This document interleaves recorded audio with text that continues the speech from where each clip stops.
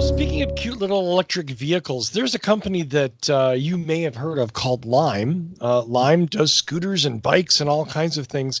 Until recently, Lime had a service called LimePod, and they used Fiat 500Es, the little tiny electric Fiat, and it was basically a car share service run mostly, I think, in Seattle, if not exclusively.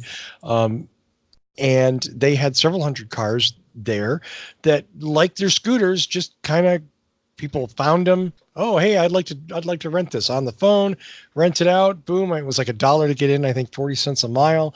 And then you'd leave it wherever you leave it. And they would collect them and charge them and do whatever Lime does. And if you leave it in Japan, you'll find a Japanese person taking a nap. Eating lunch or charging their phone, talking on their phone. Go back to a previous article we did. And Lime's ending this service. They are shutting it down.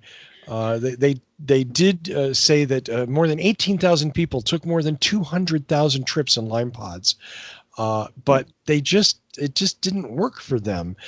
They weren't able to find the right partner to build the electric cars that they wanted. Apparently Fiat didn't do such a good job. I don't know. They don't shitty cars. I'm sorry, Paul?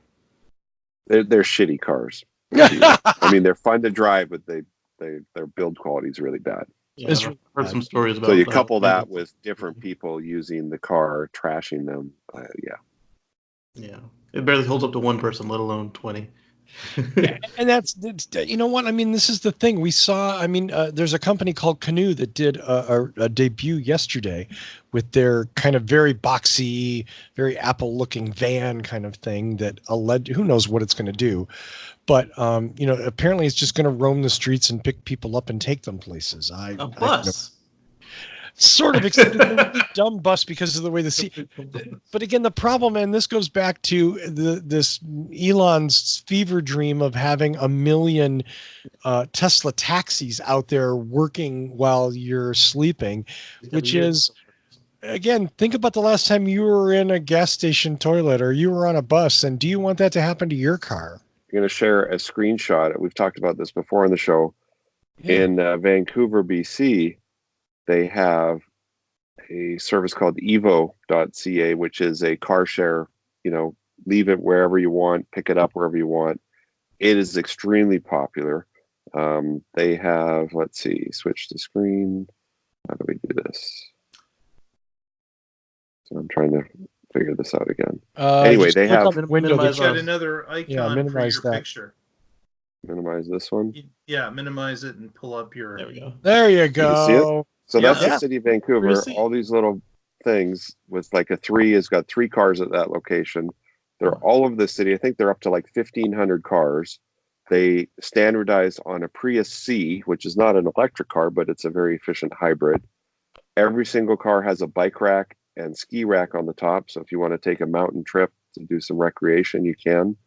And it's a one-way rental that is going gangbusters. And apparently Oakland and Berkeley copied the same system, and they're doing it now out in the East Bay, California. So why Lime couldn't succeed in Seattle, I don't know. I think it's I didn't even know they had this service until now, and I'm finding out they're canceling it. Yeah. Well, and I wonder how many vehicles they had. Did it say in the article? Because for it to work, you want to have a vehicle like on every corner. It just says how many people and how many rides, but it doesn't say how many cars. Huh. Or maybe people were throwing the cars in the lake like scooters. Anyway, if you want to learn about car sharing, go to evo.ca. There you go. That's a good recommendation. Thank you, Paul. I don't think this invalidates car sharing. No. I think Lime took a whack at it and figured they'd rather play with micromobility, and I don't think that's a bad move either.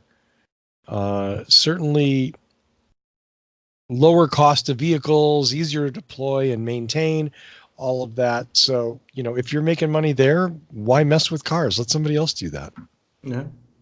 And all those and Tesla also, taxis. if they're EVs, charging them becomes a logistical nightmare. Where scooters, you could have mobile chargers, you could swap out the scooter. You can't really go and swap out a car. Well, EVs dockless is a nightmare. But if you had to go to a certain place and put them down, then it wouldn't be so bad. And then the utility of the service is limited if you could only go to a docking station. This is true. Right. But then that guy doesn't get them and put them in his backyard. He'll figure out a way, Casey. He'll figure out a way. Yeah. I'm kind of okay with that guy not getting more stuff. I kind of am.